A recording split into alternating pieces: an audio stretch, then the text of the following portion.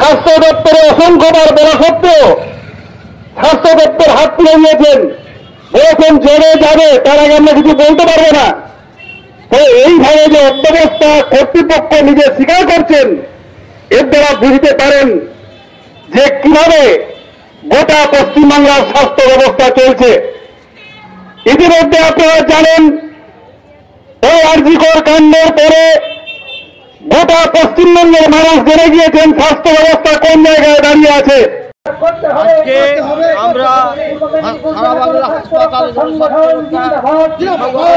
থেকে আরজিকর সহ অন্যান্য যে সমস্ত হাসপাতাল অবস্থা, শুধু এই জেলা হাসপাতাল নয়, আমাদের মেদিনীপুর জেলার অন্যান্য যে সমস্ত হাসপাতাল আছে তার যাতে চিকিৎসা ব্যবস্থা সুন্দর হয় ও পরিকাঠামো আরো উন্নত হয়, সে নিয়ে আমরা বারবার এই সিএমওইচি সাহেবের কাছে এবং হসপিটালের অধ্যক্ষের কাছে আমরা ডেপুটেশন দিচ্ছি। বিশেষ করে এবারের আমাদের যে হাইলাইট সেটা হচ্ছে আরজিকরের জুনিয়র ডাক্তারদের আন্দোলন, যেভাবে মানুষের চিকিৎসা ব্যবস্থার যে ইনফ্রাস্ট্রাকচারের অভাব সেটা বুঝিয়ে দিয়েছে এবং থ্রেড কালচার যেটা এসেছে তার আমরা তীব্র প্রতিবাদ করছি এবং আমি অফিসারদের কাছে এর জন্য আবেদন রাখছি যাতে করে এই থ্রেড কালচার। আমাদের কর্মসূচি ছিল যে সারা বাংলা হসপিটাল ও জনস্বাস্থ্য রক্ষা সংগঠনের আমরা পূর্ব মেদিনীপুর জেলা কমিটির তরফ থেকে আমরা প্রিন্সিপালকে আজকে ডেপুটেশনটা দিলাম যে আমাদের যে কর্মসূচি বিভিন্ন দাবি দেওয়া। একটা দাবি যেমন ছিল যে অভয়ার যে আজকে তার যেভাবে নির্যাতন করে তাকে মারা হলো এবং তার আজ পর্যন্ত প্রায় 3 মাসের বেশি অতিক্রান্ত হয়ে গেল, কিন্তু তার আজ পর্যন্ত কোনো সুরা হয়নি।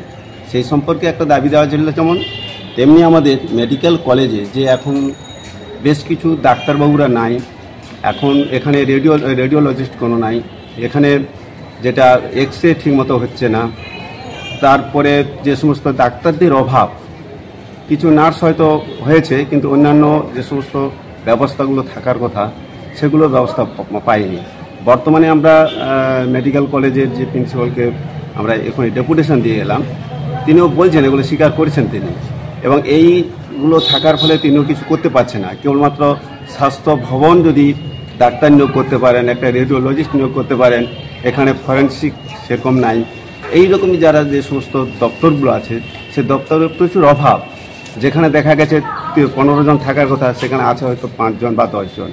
এইরকমই পরিস্থিতি প্রত্যেকটা বিভাগেই আছে। এই যে অচল অবস্থা, এই যে জায়গাগুলো যতক্ষণ না পর্যন্ত স্বাস্থ্য দপ্তর দেখছে, এনারও হাতে কিছু করার নেই। এবং এখানে আর একটা জিনিস ছিল যে একটা খাম পর্যন্ত ডাক্তারদেরকে দেওয়ার মতো, রুগীদের বাড়িকে দেওয়ার মতো সে ব্যবস্থাটাও ছিল না।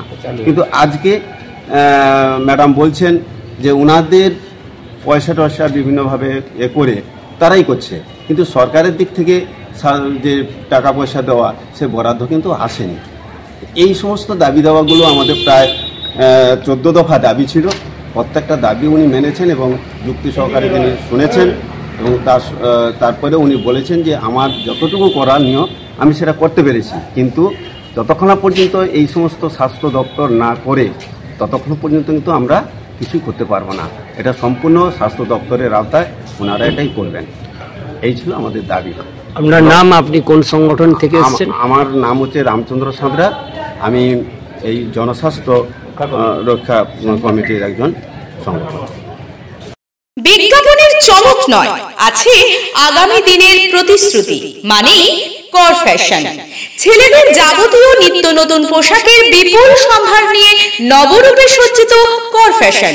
বিশেষ করে মনে রাখবেন, আমাদের নতুন সংযোজন ছোট ছেলেদের পোশাকের বিপুল সম্ভার। আমাদের ঠিকানা ময়না রবিবারের বাজার। আমাদের আরেকটি শাখা বলাইপন্ডা বাজার, চৌরাস্তার দক্ষিণে ময়না। মনের মতন পোশাক মানেই কর ফ্যাশন।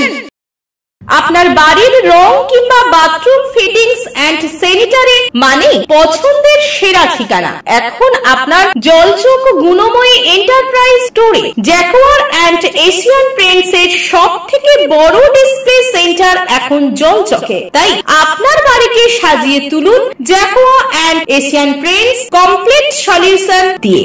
যোগাযোগের ঠিকানা জলচক প্রাইমারি স্কুলের পেছনে, পিংলা, পশ্চিম মেদিনীপুর। কল করুন 8240720151 এই নম্বরে।